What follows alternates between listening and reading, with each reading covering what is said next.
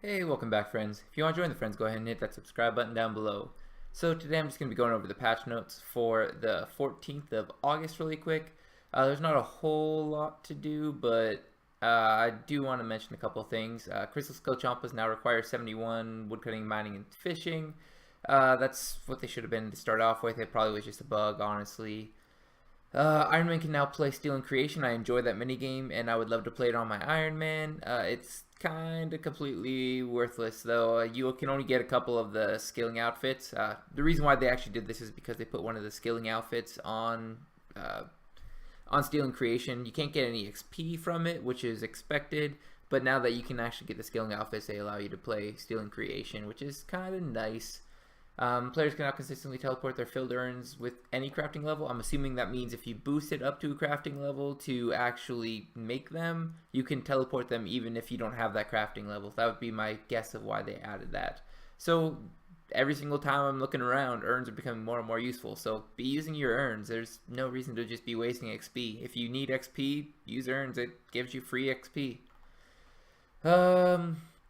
They changed a couple of dailies so that dailies are prioritized over each other in a specific way.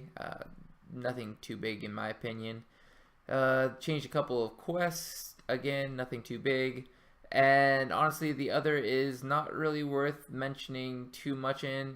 They changed a little bit about Nex, the Angel of Death Nex, the basically God Wars Dungeon 2 Nex thing.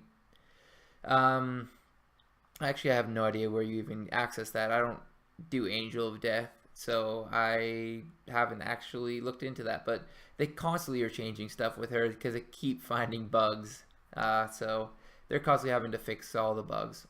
Dungeoneering map is now nerfed a little bit in my opinion.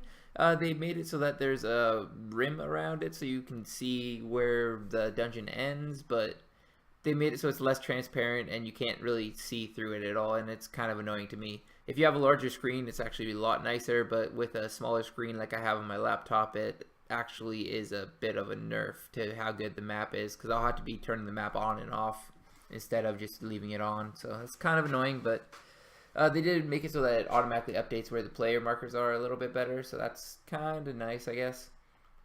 You can now check charges on silver jewelry. That was useful.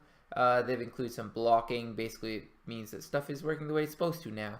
Berserker Aura can now boost up to level 145, which is a pretty good boost. I think you need the Berserker Aura and the Berserker Essence at the same time to get 145, but it could be useful, I guess. I'm not 100% sure how useful it is, but if you want to use the Berserker Aura, now is a little bit better from what it seems like.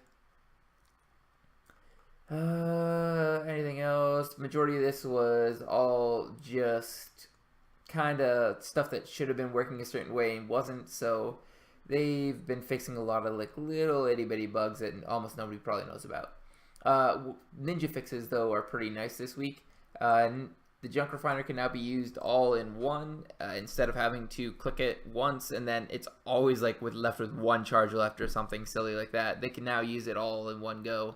That's basically what that means is if you are trying to turn in junk refiners, you probably, or turn them in for the reputation for goblin or dwarf technologies, you're probably going to want to use all but one, which means that it's a tiny nerf for that, but it's so much better of a or it's so much bigger of a buff on everything else that it's definitely a good thing for junk refiners. I currently have like over 300,000 junk, so I am probably going to be using this pretty soon in the future. Players can now surge within a telekinetic teleport room in the mage training arena. That is really nice because telekinetic is the one where you have to run around the entire map area. So being able to surge is a nice little buff. Probably will make it a little bit faster. Combat training dummies can now be converted into other form of combat dummies at a rate of 3 to 2, similar to skilling dummies. So you can now convert them. It's a nice little buff, nothing too big. Menafos VIP area can now be added to the skill portals in the max guild area. I don't personally like the Menafos VIP area at all. I'm never going to use it. I don't care about this update at all. Ethereal headpieces now have withdraw essence. They probably should have had it from the beginning, but I think that they have the Wicked Hood, the ability to use anything a Wicked Hood would be able to use. So they should have had withdraw essence, but it probably just they thought it was going to be too cluttered with it, and they decided to add it now. I think that's about it. Schedule horror can now be reset using weekly D&D, something a little. Oh, I almost forgot about the big one that I need to test out. I'll probably be releasing something tomorrow about this if I can happen to get lucky and get an Ithil Voice of Saren. During the Ithil Voice of Saren, the clay rocks will not deplete. So that means you can continuously get all 28 inventory slots like one tick away from each other. It should make it so that you can get these clay rocks quite a bit faster. I believe it would be a pretty decent AFK method of making money, so I'm going to go ahead and look into it. If it's decent at all, I'll probably be releasing it in the next couple of days here. And free players get a little bit more Lovin by the Ninja team, so that's kind of nice. They are not forgetting about free players. No, this is the second week in a row that they actually had something to do with free players on it. If you guys all enjoy these videos, I'd love it if you leave a like down below. That way you know to keep making them. If you do like them, also hit subscribe to my channel. I'll be trying to do these every single week, that there's actually a decent amount of patch notes. And as always, I would love it if you leave a comment saying anything that you have to say. As always, have a good one.